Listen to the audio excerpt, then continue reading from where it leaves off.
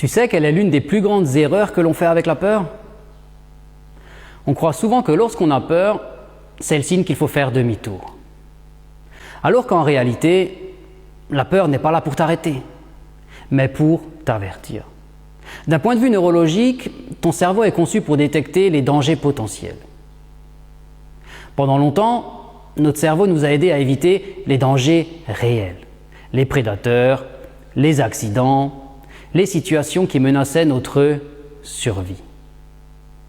Le problème, c'est qu'aujourd'hui, il utilise le même système d'alerte pour parler en public, changer de travail ou inviter quelqu'un à boire un café. Oui, dans certains cas, ton cerveau réagit à un entretien d'embauche comme si tu allais combattre un mammouth. Et ce qui est encore plus intéressant, c'est que le cerveau émotionnel réagit souvent avant même que le cerveau rationnel ait eu le temps d'analyser la situation. La peur n'est donc pas forcément le signe qu'il y a un danger. Parfois, c'est simplement le signe que tu entres dans quelque chose de nouveau, d'inconnu ou d'important pour toi. Un domaine dans lequel tu gagnerais à te préparer davantage. J'ai peur de parler en public, peut-être que j'ai besoin de m'entraîner. J'ai peur d'un entretien d'embauche, peut-être que j'ai besoin de mieux me préparer.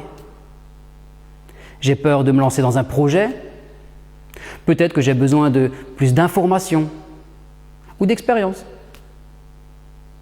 La peur devient alors une sorte de GPS qui indique les zones à renforcer. Au lieu de voir la peur comme un panneau stop, essaie peut-être de la voir comme un panneau prépare-toi ou compétence à développer.